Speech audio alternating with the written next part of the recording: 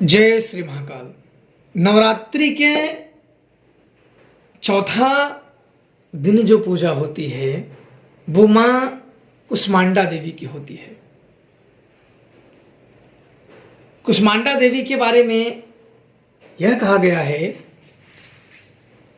जब सृष्टि नहीं हुई थी, यह संसार नहीं था, तब देवी कुष्मांडा प्रकट हुई थी।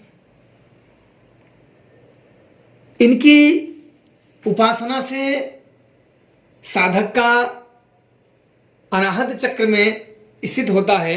अनाहत चक्र में कुष्मांडा देवी का ध्यान करके इनकी आराधना करनी चाहिए साधक को। और एक चीज आप लोगों को बता दूं कि ये जो नवरात्रि पर्व है ये बड़े ही पावन पर्व है।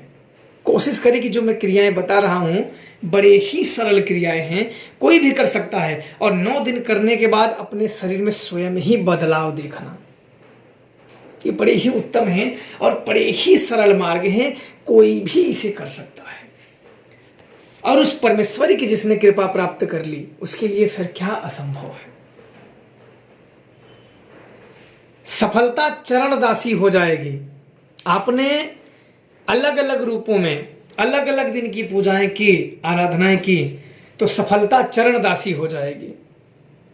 हृदय पवित्र होना चाहिए, साफ होने चाहिए, भक्ति में सदैव मन लगा रहना चाहिए। चौथा दिन कुष्मांडा देवी का है। कुष्मांडा देवी का मंत्र आप लोग लिख लीजिए। ओम कुष्मांडा दिव्याय नमः। ओम कुष्मांडा दिव्याय नमः। ओम कुष्मांडा दिव्याय नमः। ओम कुष्मांडा दिव्याय नमः। ओम कुष्मांडा दिव्याय नमः। इस प्रकार से आप जपेंगे तो 1000 मंत्र 10-12 मिनट में आप कर लेंगे, ज्यादा समय नहीं लगेगा। और उसका 10वां हिस्सा, मैंने जैसे रोज बोलते आ रहा हूं प्रतिदिन, कि उसका 10वां हिस्सा आपको हवन कर लेना चाहिए। 1000 का 10वां हिस्सा 100 होता है, पर आप लोग 100 भी कर सकते हैं, 108 भी कर सकते हो। 10वां हिस्सा आपको हवन कर देना है, अग्नि में आहुति दे देनी है। और माता की आशीर्वाद सदैव।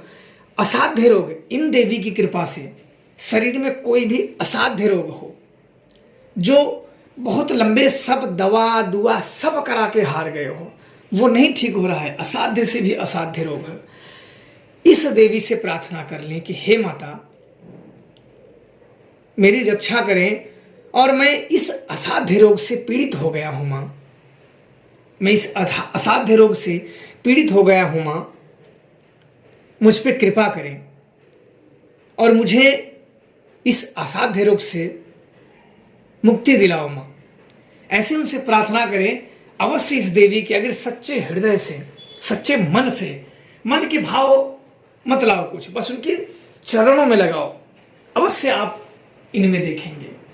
नौ दुर्गा की अलग अलग रूपों की साधना बड़ी विशिष्ट मानी जाती है। और साधक अगर इनकी थोड़ी सी भी कृपा प्राप्त कर लेता है तो अपने जीवन में सफलता की सीढ़ी अवश्य प्राप्त करता है। और इन सब क्रियाओं में नौ दुर्गा किसी गुरुजनों का, किसी साधक जनों का, किसी बड़े जनों का अपमान जनक शब्द या उनकी निंदा, चुगली या बुराई नहीं करनी चाहिए। और गुरु की भी कभी नहीं करनी चाहिए, क्योंकि गुरु सदैव महान होता है। गुरु कैसा भी हो वो सदैव महान होता है। इसलिए कभी अपने मुंह से, जिसकी कर्म है वो भरेगा, अपने मुंह से कभी नहीं करना चाहिए। कोई भी पाप अपने सिर नहीं लेना चाहिए। जय श्री महाकाल।